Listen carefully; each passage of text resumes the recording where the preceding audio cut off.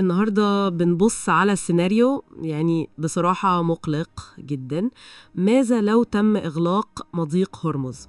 هو مش مجرد ممر مائي عادي، لا ده فعلا شريان حيوي للعالم كله، وإغلاقه ده ممكن يغير شكل الكوكب اللي نعرفه. المصادر اللي معانا بتقدم تحليلات وتفاصيل دقيقة قوي عن التداعيات المحتملة، وهنحاول نستعرض أهم الأفكار منها النهاردة. الغريب إن الحتة المائية الصغيرة دي تأثيرها ضخم بشكل لا يصدق. الفكرة مش بس إن جزء كبير من نفط العالم بيعدي من هنا وخلاص، لا في تفاصيل تانية بتخلي الموضوع ده أعقد بكتير. الأهمية الاستراتيجية للمضيق كبيرة جدا طبعا. احنا بنتكلم عن حوالي 20 ل 30%، تقريبا ربع أو تلت النفط المنقول بحرا في العالم كله بيعبر من النقطة دي يوميا.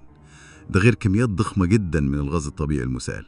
المصادر بتأكد ان الاعتماد ده بيخلق نقطة ضعف واضحة جدا في النظام العالمي حاليا. طيب لو السيناريو المرعب ده حصل فعلا والمضيق اتقفل، المصادر بتتكلم إن أسعار البترول هتولع، بس هل في آليات تانية ممكن تحصل في السوق وقتها غير مجرد العرض والطلب؟ هل مصادر بتوضح حاجة زي دي؟ سؤال مهم قوي. هو التأثير الاقتصادي هيكون فوري وعنيف جدا، ومش بس بسبب نقص المعروض، لا، المصادر بتشير إن مثلا أسعار التأمين على الشحن البحري هتتضاعف فورا، ده لو ما توقفتش تماما وده لوحده كفيل إنه يشل حركة الناقلات حتى اللي مش بتنقل نفط أو غاز. بعدين هنشوف حالة شبه ذعر في أسواق المال العالمية. ده أكيد هيأثر على البورصات وعلى العملات بشكل متتالي، فاهمة؟ التقرير ده مثلا بيتكلم عن إن الاقتصادات الكبرى زي أمريكا، الصين، أوروبا، وحتى الاقتصادات الناشئة اللي بتستورد نفط كلها هتواجه صدمة تضخمية حادة وممكن ركود في نفس الوقت. والتأثير كمان هيمتد لصناعات تانية ممكن تكون بعيدة عن الطاقة بشكل مباشر، زي البتروكيماويات، الأسمدة. كل دي بتعتمد على مواد خام بتيجي من الخليج. ممكن خطوط إنتاج عالمية تقف. يا خبر، الفوضى الاقتصادية دي أكيد هيكون ليها توابع سياسية وعسكرية خطيرة جدا.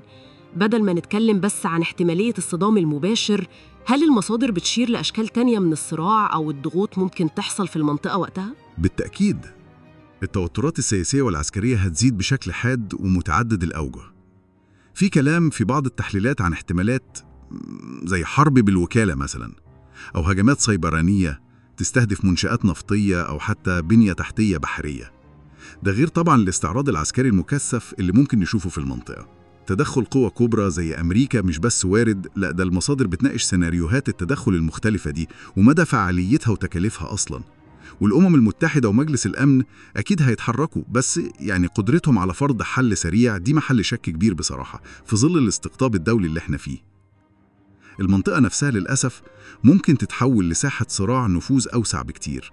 طيب وبالنسبة لدول الخليج نفسها اللي هم في قلب العاصفة دي، المصادر أكيد بتتكلم عن اعتمادهم الكبير على التصدير من المضيق ده، بس هل بتوضح تفاصيل عن ردود فعل داخلية محتملة، ضغوط ممكن يواجهوها جوه بلادهم؟ طبعا التأثير هيكون مباشر ومدمر على ميزانيات دول زي السعودية، الإمارات، قطر، الكويت. وقف التصدير أو حتى تعطله الشديد ده معناه انهيار شبه كامل في الإيرادات الحكومية. بعض التقارير بتلمح لاحتمالية اللجوء لإجراءات تقشفية حادة، تجميد مشاريع تنموية ضخمة كانت مخططة، وده ممكن طبعا يولد ضغوط اجتماعية داخلية. هو الاعتماد الكبير على الممر ده بيخلي اقتصاداتهم بصراحة رهينة للوضع الجيوسياسي هناك. ده رغم كل محاولات التنويع الاقتصادي اللي بيعملوها، بس لسه مردودها محدود في مواجهة أزمة بالحجم ده. وبعيد بقى عن النفط، حضرتك ذكرت الغاز الطبيعي المسال.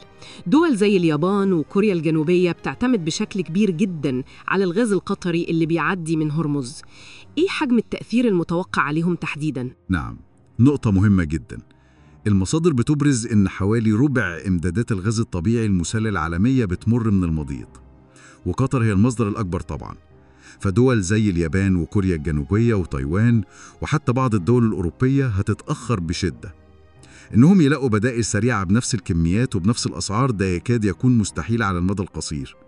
ده معناه مش بس إن أسعار الطاقة هترتفع لمستويات قياسية في الدول دي، لا ده ممكن يؤدي لانقطاعات في الكهرباء، توقف مصانع بتعتمد على الغاز كمصدر للطاقة أو كمادة خام. الأزمة هنا مش هتكون بس أزمة سعر، دي ممكن تبقى أزمة توفر للطاقة نفسها. وفي الآخر كل الأزمات الضخمة دي سواء اقتصادية أو سياسية أو أزمة طاقة بتترجم إزاي لحياة الناس العادية؟ المصادر بتتكلم عن ارتفاع أسعار البنزين والأكل، بس هل في تفاصيل تانية عن تعطل الحياة العادية؟ إيه اللي ممكن نشوفه؟ للأسف دي حقيقة. المواطن العادي في أي حتة في العالم هو اللي هيشيل العبء الأكبر. مش بس أسعار البنزين والأكل والشحن اللي هتزيد. المصادر بتشير إن تعطل سلاسل الإمدادات العالمية ممكن يؤدي لنقص في سلع كتير قوي. ومش بس الكماليات، لا، ممكن النقص ده يطول أدوية، مكونات صناعية أساسية، حاجات الناس بتعتمد عليها يوميا. حركة التجارة العالمية نفسها هتبطأ جدا، وده هيأثر على وظائف كتير في قطاعات زي الشحن واللوجستيات والتصنيع. يعني ببساطة الحياة اليومية هتبقى أصعب وأغلى على مستوى العالم كله تقريبا. طيب، هل في أي أمل في أي بدايل؟ يعني بنسمع عن خطوط أنابيب بتحاول تتجنب المرور بالمضيق ده. في بدائل محدودة فعلا، والمصادر بتذكرها. السعودية عندها خط أنابيب شرق غرب اللي هو بترولاين بيوصل للبحر الأحمر، والإمارات عندها خط أنابيب حبشان الفجيرة اللي بيوصل للمحيط الهندي على طول. بس الأرقام اللي في التقارير واضحة جدا. طاقة استيعاب الخطين دول مع بعض يعني مجتمعين لا تتجاوز نسبة بسيطة قوي، أقل من ربع يمكن حجم النفط اللي بيعدي في مضيق هرمز كل يوم. هي ممكن تخفف الضغط شوية، تدي مرونة لبعض الشحنات يمكن، لكنها مستحيل تكون حل مبديل يعوض الإغلاق الكامل للمضيق. هتفضل مجرد حلول جزئية جدا يعني. يبقى واضح قوي إن مضيق هرمز ده مش مجرد ممر مائي استراتيجي وخلاص، ده فعلا نقدر نقول عليه صمام أمان الاقتصاد العالمي، أو يمكن يعني نقطة اختناق خطيرة جدا. بالظبط كده، وإغلاقه ده سيناريو كارثي بكل المقاييس. التداعيات زي ما استعرضنا من المصادر هتكون متداخلة ومعقدة جدا، اقتصادية، سياسية، عسكرية، وحتى إنسانية. دي كارثة ممكن بسهولة تخرج عن السيطرة وتجر العالم كله مشاكل أكبر وأعمق بكتير. الموضوع مش سهل أبدا. وهنا يمكن السؤال الأخير اللي نسيبه للمستمعين يفكروا فيه: هل الاعتماد الهائل ده لنظامنا العالمي كله على ممرات جغرافية ضيقة زي دي، هل ده يعتبر تصميم ذكي ومستدام أصلاً؟ ده بيخلينا نتساءل بجد عن مدى صلابة النظام اللي بنعيش فيه ده، واللي ممكن نكون بنعتبره أمر مسلم بيه. هنواصل استكشافنا للقضايا العالمية المهمة وتأثيرها في تحليلاتنا اللي جاية.